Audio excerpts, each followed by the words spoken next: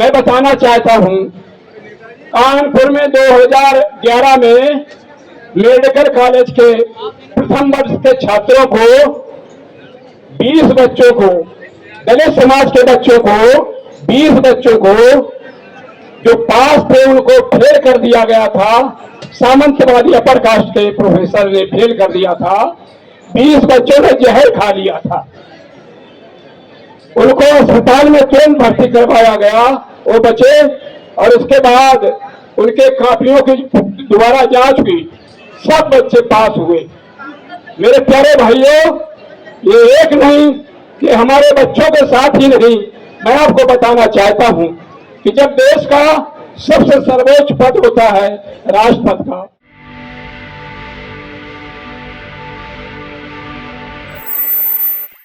सम्मानित भाइयों, मैं सबसे पहले आप सब लोगों का हृदय से स्वागत करता हूं, अभिनंदन करता हूं।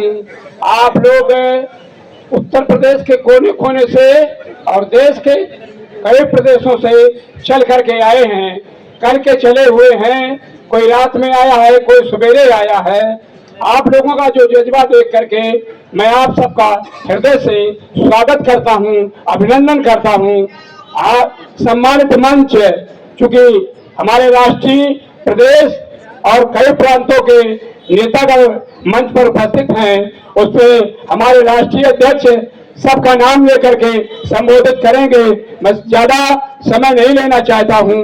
आप सब लोगों को जिस कारण हम लोग यहाँ पर आए हैं, मैं आप लोगों को सबसे पहले आप लोग नारा लगाइए, यूजीसी के सम्मान में, स्वामी प्रसाद मौर्य सरकार में, यूजीसी के सम्मान में, यूजीसी के सम्मान में, मानव कांसीराम तेरी नेक कमाई, मानव कांसीराम तेरी नेक कमाई, मानव कांसीराम साहब तेरी नेक कमाई, महात्मा ज्योतिबा फूले तेरी नेक कमाई, माता सावित्रीबाई फूले तेरी नेक कमाई, साहू जी महाराज तेरी नेक कमाई, बाबा साहब भीमराव अम्बेडकर तेरी नेक कमाई। मेरे सम्मानित भाइयों, आज आप लोग जिस बिल के समर्थन में बड़ी संख्या में यहाँ पर उपस्थित हैं, मैं आप सबका हृदय से धन्यवाद देना चाहता हूं।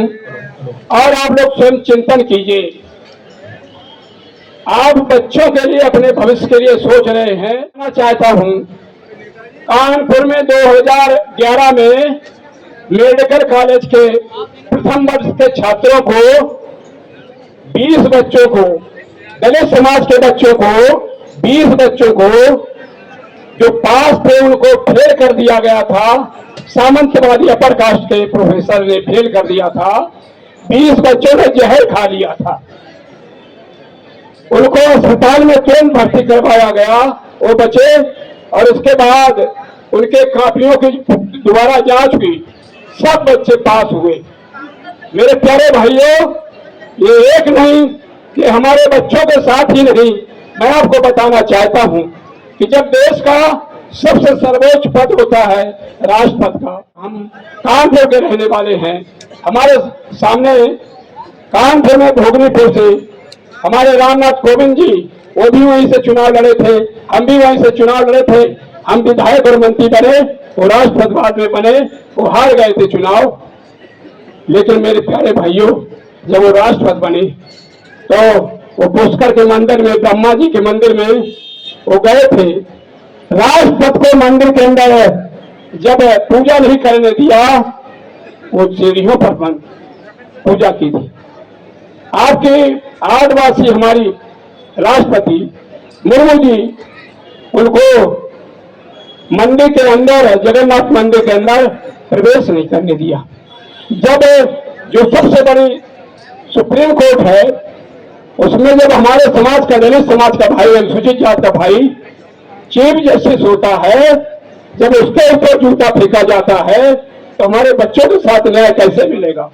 मेरे प्यारे भाइयों, ये बहुजन समाज का, जाति व्यवस्था के शिकार लोग भी ऐसा आदमी नहीं होगा जिसको अगर पता चल जाए कि ये दलित समाज का व्यक्ति है, अनुसूचित जात जनजात का पिछड़े वर्ग का भाई है, वैसा हिंदुस्तान में, भारतवर्ष में एक भी उदाहरण आप नहीं निकाल करके ला पाएंगे जिसके साथ अन्याय न हुआ हो। इस देश में व्यक्तिवाद में चलता है, जात पहले चलती है, सम्मान और अपमान योग्यता के आधार पर न मिलकर के वो जात के आधार में मिलता है। ये इस देश का जातवादी व्यवस्था कौन है? और मेरे समाज के भाइयों, आप लोगों को दोस्त दुश्मन की पहचान करनी होगी। आज ये जो घड़ियाली आंसू बहाते हैं, हमारे महापुरुषों का नाम लेकर के नारा लगाते हैं, हमारा वोट ले करके इतने सांसद बन जाते हैं, विधायक बन जाते हैं, पार्लियामेंट के विधानसभा के अंदर एक भी आवाज उठाने का हिम्मत नहीं करता है। मैं आप लोगों से पूछना चाहता हूं, 2027 बहुत नजदीक है, मात्र 9 महीने के अंदर चुनाव का डिक्लेयर होने वाला है और हमारा लक्ष्य बहुत बड़ा है। मैं आप लोगों से पूछना चाहता हूं कि जितनी पार्टियां हैं जो यूजीसी का समर्थन नहीं कर रही हैं, क्या उनको हम लोगों को वोट देना चाहिए? नहीं देना चाहिए। हम लोगों को वोट किसको देना चाहिए? किसी का समर्थन करता है। उत्तर प्रदेश का मुख्यमंत्री किसको बनाना चाहिए? आप लोग हाथ उठा कर ईमानदारी से बताइए। स्वामी प्रसाद मौर्य, स्वामी प्रसाद मौर्य, स्वामी जिंदाबाद प्रसाद मौर्य, स्वामी प्रसाद मौर्य, स्वामी प्रसाद मौर्य जी संघर्ष करो, स्वामी प्रसाद मौर्य जी संघर्ष करो, हम आपके साथ हैं। सम्मानित भाइयों, मानवर कांसीराम साहब के जाने के बाद, इस तरह से बाबा साहब के निधन के बाद पूरा बैकम हो गया था। 18 मार्च 1956 को आगरा में बाबा साहब का अंतिम भाषण हुआ था।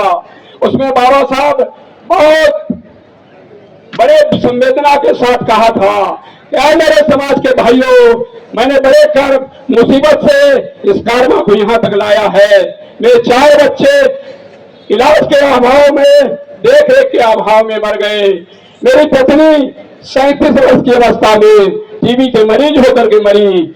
मेरे प्यारे भाइयों, उन्होंने जो व्यक्त किया था या मेरे समाज के भाइयों, मैं जिनके लिए कुछ करना चाहता था उनके लिए नहीं कर पाया। पढ़े लिखे लोगों ने मेरा धोखा दिया है। इस देश में 65% लोगों के पास 1 इंच जमीन नहीं है किसी की, वो फूस के झोपड़े में रहते हैं। मेरी चाहत थी कि इनको भी मैं अपने पैरों पर खड़ा करूं, लेकिन मेरा अंतिम समय है, मेरा स्वास्थ्य खराब हो रहा है। अरे मेरे समाज के भाइयों, हो सके तो इसको आगे ले जाना, आगे ना ले सकना तो यहीं पर छोड़ देना। कोई ना कोई ऐसा महापुरुष आएगा जो इसको आगे ले जाएगा। पूरा वैक्यूम हो गया था। मानव कांसीराम साहब इस देश में ऐसा नेता निकला,